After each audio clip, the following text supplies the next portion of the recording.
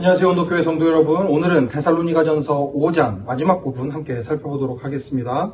데살로니가전서 5장 1절부터 11절까지 말씀 제가 세 번역으로 선포하겠습니다. 형제자매 여러분, 그때와 시기를 두고서는 여러분에게 더 쓸 필요가 없겠습니다. 주님의 날이 밤에 도둑처럼 온다는 것을 여러분은 자세히 알고 있습니다.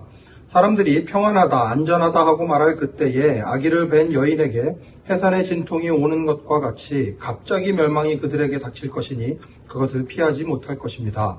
그러나 형제자매 여러분, 여러분은 어둠 속에 있지 아니하므로 그날이 여러분에게 도둑과 같이 덮치지는 않을 것입니다.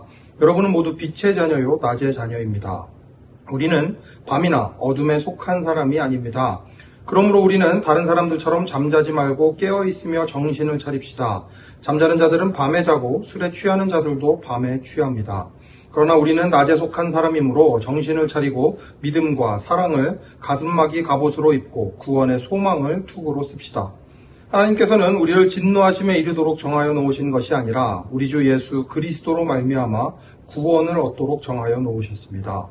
그리스도께서 우리를 위하여 죽으신 것은 우리가 깨어있든지 자고 있든지 그리스도와 함께 살게 하시려는 것입니다.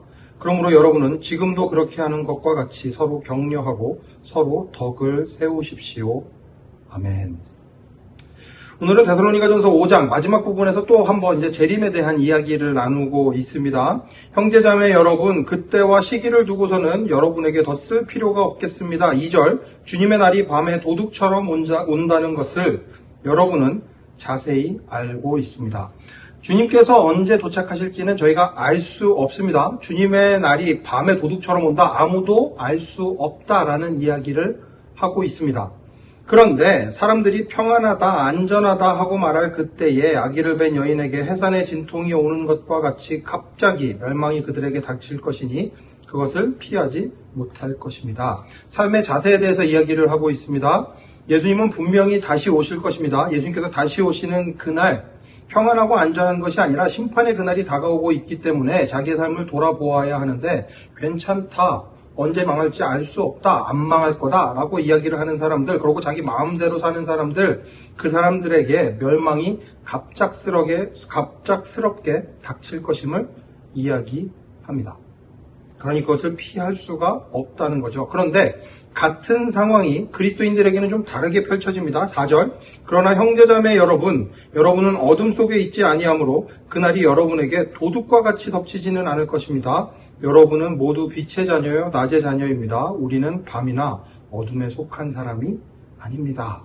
여기서 말하는 것은 무엇인가 하면 그날이 언제 올지는 알 수 없습니다. 밤중에 도둑이 드나드는 것처럼, 또 도둑이 오는 것처럼 우리가 인식할 수 없는 그 시간에 올 텐데, 똑같이 그 시간에 오지만 다른 것은 무엇인가? 평안하다, 내 마음대로 살겠다가 아니라 깨어서 예수 그리스도 안에서 살아가기 위해 애쓰는 사람들, 주님을 닮아가기 위해 조금이라도 애쓰는 그 사람들, 세상을 하나님의 온도로 따뜻하게 또 시원하게 만들기 위해 애쓰는 사람들, 그 사람들에게는 밤에 도둑과 같이 갑작스럽게 들이닥치는 일이 아니라 준비가 된 상황에서 벌어지는 일이라는 것입니다.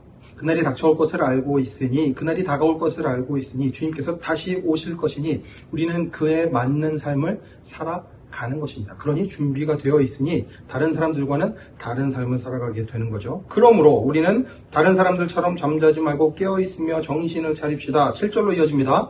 잠자는 자들은 밤에 자고 술에 취하는 자들도 밤에 취합니다. 그러나 우리는 낮에 속한 사람이므로 정신을 차리고 믿음과 사랑을 가슴막이 갑옷으로 입고 구원의 소망을 투구로 씁시다.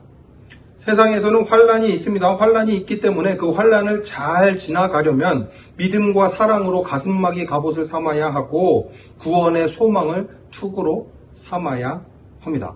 나를 지켜주는 믿음과 사랑, 그 구원의 소망이 있을 때에, 그때에 우리가 비로소 이 마지막 때를 대비하며 살아갈 수 있다라는 이야기입니다. 그러면서 이렇게 이야기를 하죠. 하나님께서는 우리를 진노하심에 이르도록 정하여 놓으신 것이 아니라 우리 주 예수 그리스도로 말미암아 구원을 얻도록 정하여 놓으셨습니다. 그리스도께서 우리를 위하여 죽으신 것은 우리가 깨어 있든지 자고 있든지 그리스도와 함께 살게 하시려는 것입니다. 하나님의 우리를 향한 계획은 분명합니다. 구원입니다. 풍성함입니다. 그 풍성한 삶을 지금도 이 세상 가운데에서 누리며 살아가도록 하나님께서 우리를 그 삶의 길로 부르셨습니다. 그러니 그 삶을 마음껏 누리며 그 삶을 마음껏 나누며 살아가는 것이 우리에게 주어진 삶의 자세인 것입니다. 그래서 바울이 마지막으로 이렇게 권면합니다. 그러므로 여러분은 지금도 그렇게 하는 것과 같이 서로 격려하고 서로 덕을 세우십시오. 지금도 그렇게 하는 것처럼 그렇게 살아가면 됩니다. 하나님께서 우리에게 주신 것, 나에게 주신 것들을 다른 사람들과 함께 나누며 그렇게 풍성하게 그렇게 더 다른 사람들의 삶을 살리며 생명을 위하여 살아가는 삶이 여러분의 삶이어야 합니다. 바울이 이야기하고 있습니다. 이 마지막 때를 온도교회 성도들은 어떻게 살아갈 것인가? 예수 그리스도의 재림을 기다리며 낮 가운데 살아가는, 그래서 하나님의 그 놀라운 은혜를 맛보고 그 은혜를 전하여주는 이 세상을 하나님의 온도로 따뜻하게 시원하게 해주는 삶을 살아가는 온도교회 성도들이 되어야 할 것입니다. 그 놀라운 은혜 가운데 살아가는 여러분 되시기를 다시 한번 간절히 축원합니다. 함께 기도하겠습니다. 하나님 감사합니다. 마지막 때를 대비하여 살아갈 수 있는 지혜를 주시니 감사합니다. 주님, 분명히 그날은 올 것입니다. 그날이 왔을 때에 하나님의 그 놀라운 사랑 가운데 그 사랑을 지키기 위하여, 은혜를 지키기 위하여 은혜 가운데 살아가는 저희들 되게 하여 주시옵소서. 그리하여 또 다른 이들에게 주님의 사랑과 은혜를 전하여 주며 그 풍성함을 나누는 하나님의 온도로 세상을 따뜻하게 또 시원하게 하는 주님의 사람들 되게 하여 주시옵소서. 모든 말씀 예수님 이름으로 기도합니다. 아멘. 오늘도 하나님의 온도로 세상을 따뜻하게 또 시원하게 만들기 위하여 애쓰는 모든 온도교회 성도 여러분, 샬롬입니다.